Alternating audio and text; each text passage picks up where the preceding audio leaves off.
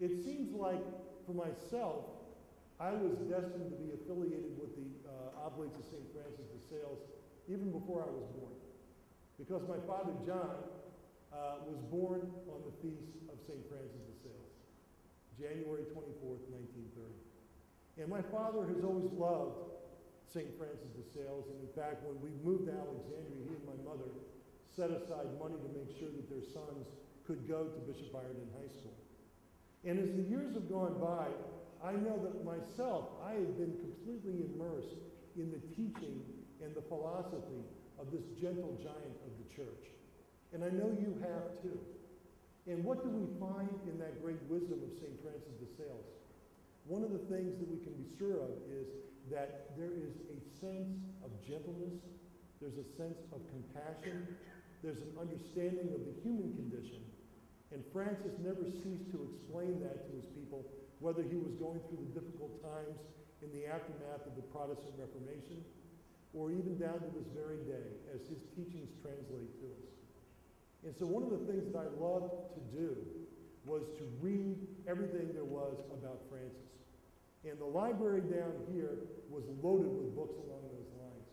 This came home to me in a very interesting way when I was a deacon at Mount St. Mary's College in Emmitsburg, Maryland. I was invited by the Sisters of the Visitation Convent in Frederick to give a holy hour. Now, how many of you know what a cloister is? Have any of you ever heard the expression of cloister? Yeah, okay, you know what I'm talking about. The sisters live apart from the world. They live literally behind a veil or a screen as a symbol of being set apart for their consecration and their sacred ministry of prayer and contemplation and meditation. But it was also a girls' preparatory high school, and so the sisters also taught.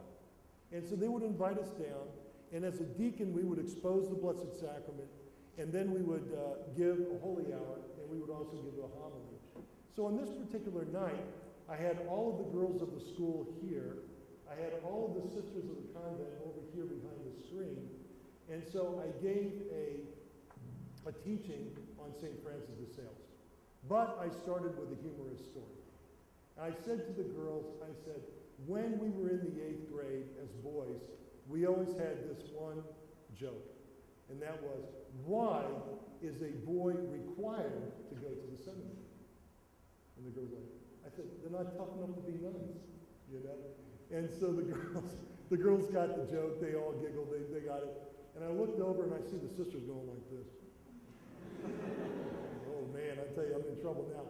So after Mass, I'm in the sacristy and I'm taking off my vestments, and the extern sister comes in and she says, Deacon Mark? And I said, yes.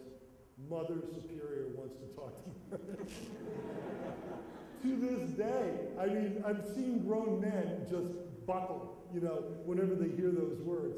And so I went over in fear and trepidation to the screen, and Mother came over, and I said, good evening, Mother, how are you? She goes, fine, Deacon, how are you? And I said, fine. And she said, I just have one question to ask you. And I said, oh my God, here it comes. I might as well just tear my shirt and get ready for the scourge.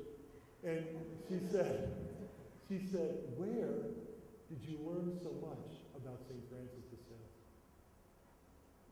I said, that's your question? She goes, yeah. I said, it wasn't about the joke? She goes, no, the joke was great. She said, we'll laugh about it later when we're in the convent. I said, okay, good. She said, that is the best teaching on Francis that I've ever heard.